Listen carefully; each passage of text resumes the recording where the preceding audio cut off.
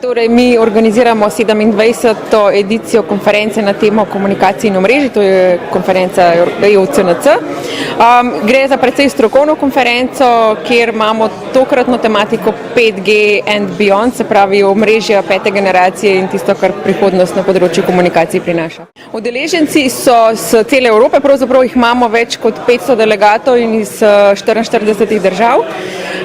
Večinoma so tehnično podkovani udeleženci, veliko imamo udeležencev, ki se ukvarjajo z evropskimi projekti in pa seveda podjetja in operaterji, ki se ukvarjajo s področjem komunikacij pete generacije.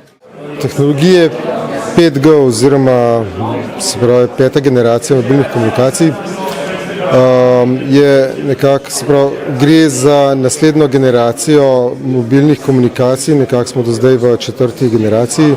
Glavni preskok ali pa sprememba, ki jo bomo nekako ljudje opazili, je to, da ne bomo več nujno imeli, do zdaj smo bili vajeni pri prejšnjih generacijah nekih terminalov, nekih telefonov, se pravi, nekako so bile do zdaj te mobilne, se pravi, te generacije mobilnih komunikacij osredotočene na uporabo, ki jo je človek pač rabil, bodi si najprej za samo telefoniranje, kasneje tudi s podatki, četrti generacije, predvsem to mobilni internet.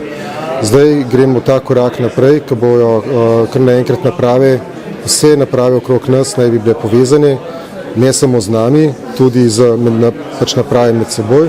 Tako da mobilne generacije, se pravi peta generacija mobilnih komunikacij je pravzaprav šele prva generacija, ki bo to lahko povezala na nam, bi rekel, neviden način.